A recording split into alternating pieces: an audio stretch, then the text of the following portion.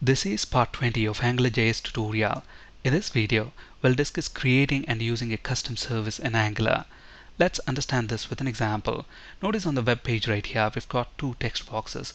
Within the first text box, we have the string AngularVideoTutorial without any spaces. When we click this process string button, we want to introduce a single space character whenever we detect a case change. Notice the letters R and V, there is a case change from lower to upper. So whenever we detect that, we want to insert a single space character before the capital letter. So with this string AngularVideoTutorial, when we click this process string button, we want to convert that string into something that you see in the result text box. Notice there is a single space character between the words Angular and video, and another single space character between the words video and tutorial. So let's see how to achieve this. Along the way, we'll understand creating and using a custom service. The first step here is to design a web page that looks like this, which I have already done, and here is the HTML for that. So the HTML is very straightforward. We have got this table element, and within this table element we have got three tr elements, and within each tr element we have got two tds. Within the first td we have this literal text, and within the second td we have a text box. The same is the case for the second tr. Within the final tr, again we have got two tds. Within the first td we don't have anything, it's empty, and within the second td we have a button. The value on the button is process string. So if we view this HTML in the browser, this is how it looks like at the moment. When we click this process string button, nothing is going to happen. We need to implement that logic. Now the first thing that I'm going to do is introduce the ngModule directives on the text boxes. So the value for ngModule on the input text box is going to be input. So this is where the end user provides his input. Similarly, for the result text box, where we'll actually be displaying the result, let's call the model as output. Okay, and whenever we click this button, process string button, we want to call a function on the scope object. So ng-click equals, let's call this transformString. Okay, that's the function that we want to call, and to that function we want to pass whatever the end user enters into this text box. So let's pass the input. Now we have to define this function on our scope object within the controller. So we are already injecting the scope object. So $scope dot, the name of the function is going to be transformString. So that is going to be a function. To that function we will be passing the input from the UI.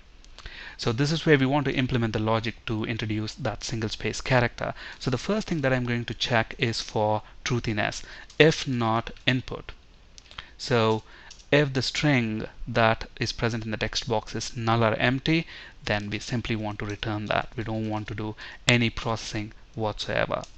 If it is not null or empty, that's when we want to do something. So the first thing that I'm going to do is create a variable output, which is going to hold our result string with the spaces whenever we detect a case change. So now let's use a for loop. So for var I equals 0, I less than input dot length I plus plus. So we are looping through each character within the string the user has entered. Now the first thing that we are going to do is skip the first letter.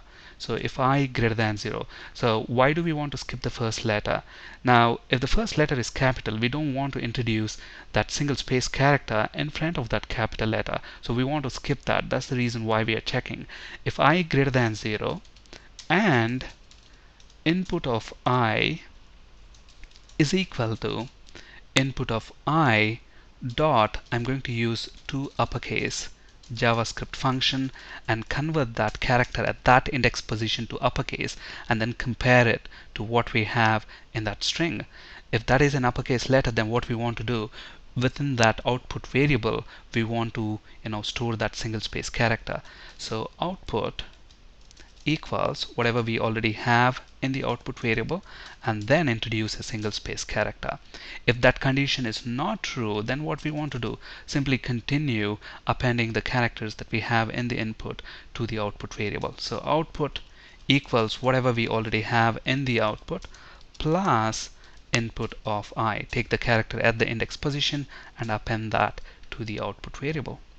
And then once we are done looping through each character in that string, attach the output property to the scope object, and within that property store whatever value we have in our output variable. So once we attach that value to the output property on the scope object, that is the property that we are using as the model for this text box, so it will show the converted string in the text box. So that's all required. So let's save our changes and reload this page. Let's type AngularVideoTutorial there, process string, and look at that, it's doing what we want. Now at the moment all the logic is within our controller function. There are two problems in doing so. First, the controller code has become a bit complex and it has become a bit large. Okay. The second problem is, if we want to reuse this logic within any other controller, then we will have to duplicate this code within that controller. The moment we start duplicating code, the maintainability of the application is gone for a toss. So this is a perfect example for using a service. So we want to encapsulate all this logic into its own service and inject that service into any controller where you need that. Okay, so let's see how to do that. So the first thing to do here is add another JavaScript file to our project. So I'm going to right click on this scripts folder, add a new item, and I want to add a JavaScript file, and I'm going to call this string service.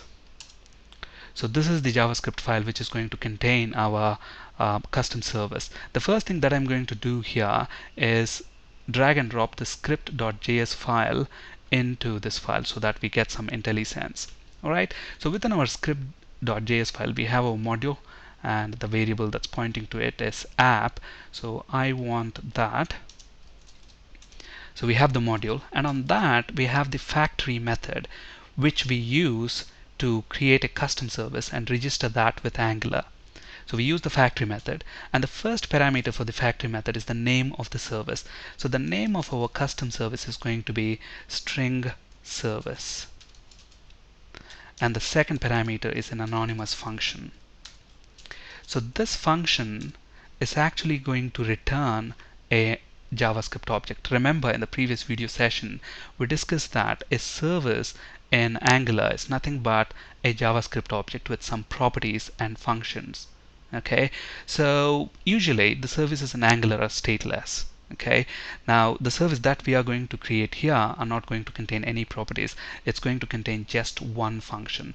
So first of all, the service is going to return a JavaScript object, right?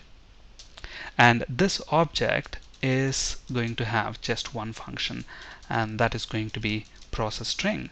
And this function is going to receive an input, and that's the input that we want to convert with spaces whenever we detect a case change.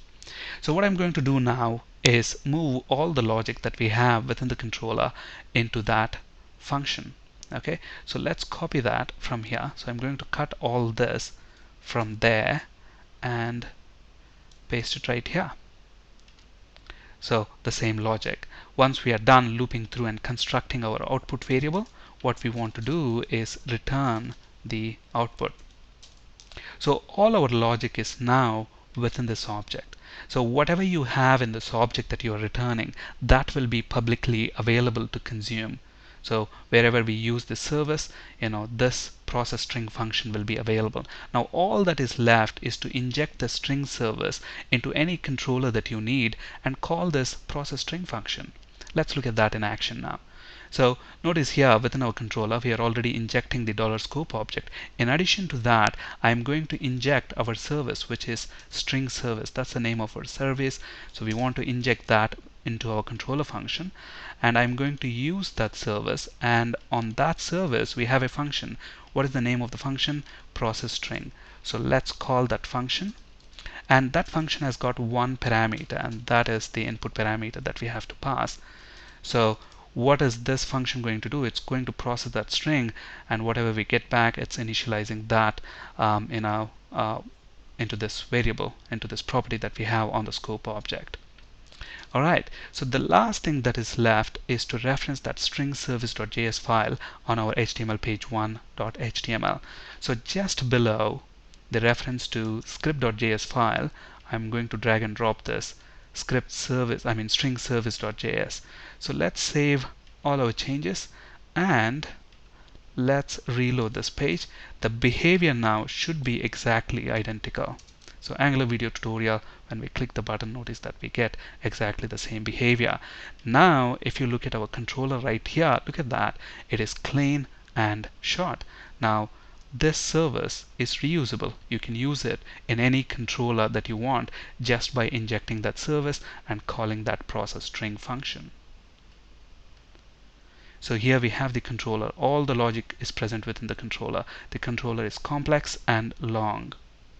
Whereas here we have moved that reusable logic into its own service called string service, and then we injected that service into the controller where we need that logic, and then we are calling that process string function on that service. Thank you for listening and have a great day.